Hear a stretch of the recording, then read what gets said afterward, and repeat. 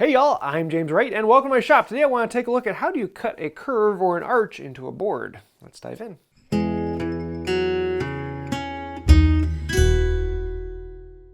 I don't often add details like that to furniture, but sometimes if you have a stretcher and you want it to look a little bit lighter, you can put a curve into it so it gets thinner in the middle, an arch. It's a very common feature in many different furniture styles, and I think the Romans knew what they were talking about. So the question is, how exactly do you go about cutting that out? If I had a power tool shop, the answer would be a bandsaw, quick and easy. And the hand tool alternative is a turning saw. And a lot of times the turning saw is what you would use because you could just follow that line.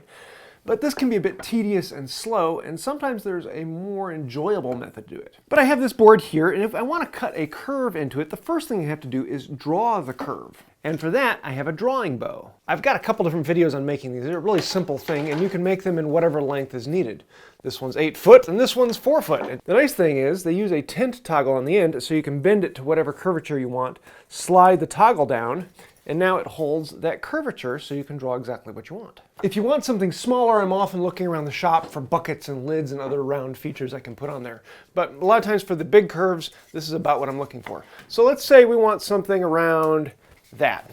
That looks like a really good aggressive curvature. Let's put it on there and draw it out. Normally I have marks of where I want it to start and stop on the board. But in this case, I'm just going to put something random on there because I'm just doing it for demonstration's sake. And I'm going to put the bow up until it touches that mark. And it touches this mark, and we can set this on here, and we can draw. With that in, we can chalk it up in the vise and get ready to do the work. Now, I could come in with a compass plane and find the right setting for it, and then slowly work at it, and just little shaving by little shaving, work my way down. The problem is, that's going to take a while. This is a pretty deep cut, and I really want to take out some aggression and have some fun on this. So I like to grab a sash saw or a crosscut saw, and I'm going to make a few curves in this.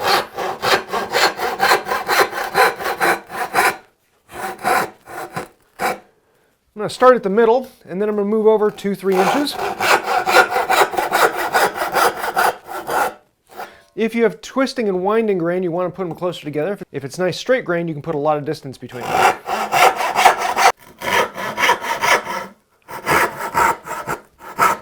And in 30 seconds or less, you've got that set up on here.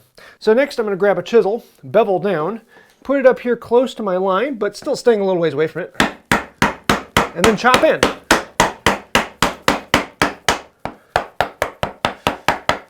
You can see I'm adjusting as we're going down, letting it ride the bevel, still staying a ways from that line. I can continue this down as long as the grain is going the direction I want it to. It allows me to pop out these large chunks.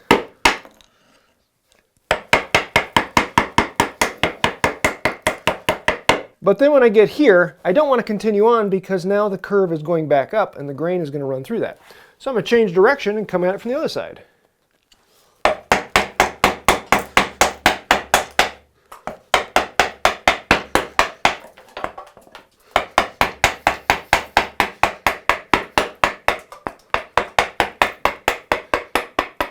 So we're less than a minute into cutting this, and we've already got the shape roughed out.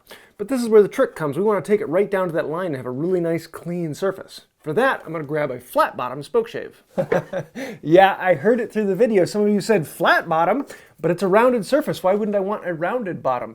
Well, number one, rounded bottom's a little bit more difficult to use. The flat bottom is actually kind of nice for gentle curves. I mean, if you're doing something small like a 4 or 5 inch radius, then round bottom for sure. But for something like this, I would actually rather have a flat bottom. It allows me to register on the heel and toe, and then I can stick the iron out a little bit farther to get the exact curvature I want. If it doesn't cut, then that means I'm at the curvature I want. With that, I can now come in and start refining it little bit by little bit. Just hit the high spots. You don't have to do the whole thing right now. I'm just getting it down close to the line. You'll also notice that I'm just doing this section where I can go downhill. Once I get this close to it, I'm going to turn around and do the same thing over here. And after just 30 seconds or so of that, we've got a really nice curve that's actually smooth and just about ready. So we have less than 2 minutes of total work in here, and we have a nice curve. But sometimes you want to refine that down a little bit. Doing it freehand can kind of mean that it's maybe not absolutely perfect. And that is where a compass plane really shines. Now, to be honest, a lot of times I'm just going to leave it here because that's all I need to do. The spoke shave can do a fantastic job. But if I really want to get a little bit perfectionist on it, that's where the compass plane comes in. At this point, I'm going to adjust the compass plane until it's really close to the curvature. I actually want the compass plane to be a slightly larger radius than this curvature, because when I push on it, it's going to bend down in a little bit. And we're going to start up here. We're going to go from this edge to the middle. Don't go past it. Just a couple shavings there. Come over to this side, and then we're going to do the same thing. If I'm hitting right here, that lets me know I was high here still, and now I can get a shaving from there to the middle, almost a little bit more. There we go. Nice smooth shaving from here around. Come back to this side one more time. One more back over here.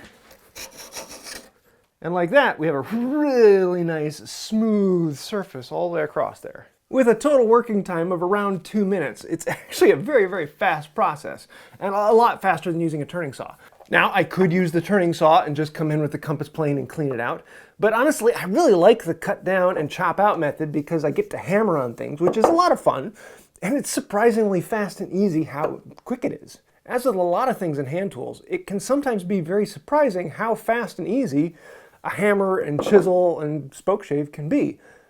They do the work really, really well, and there's a reason that they've been used for hundreds of years. Now, as with making anything, there are more than 3 ways to skin a cat, and I do enjoy skinning cats because there's a way that works for everyone. There is no right or wrong way to do it. As long as you're doing it safe, have fun, enjoy the process, find something that works for you. This is the collection that I like.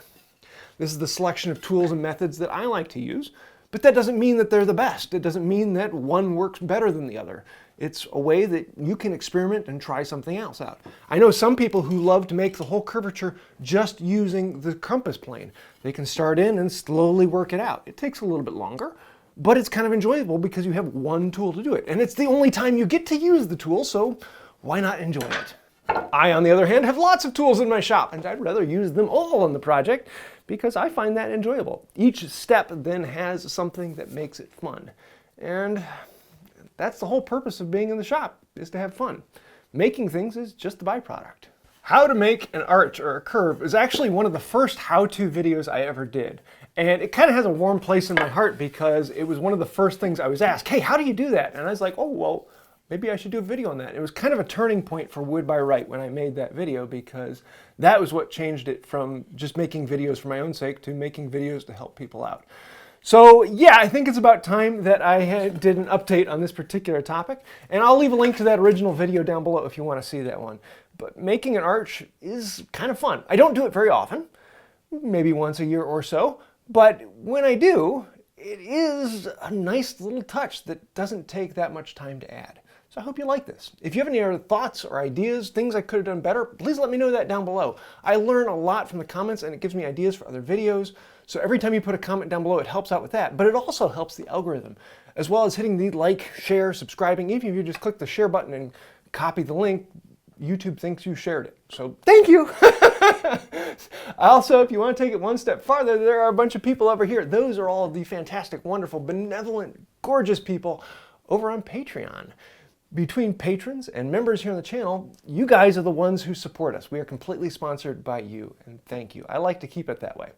If you'd like to find out more about Patreon, you can click the little button down in the description or the little join button down here and become a member on YouTube. We do have special perks for both, and it means more than I can possibly say. So thank you for that. I think that'll do it for now, and until next time, have a wonderful day. A lot of people don't know this, but if I were a superhero, the compass plane would be my arch nemesis. Hey y'all, I'm James Wright, and I gotta change the settings.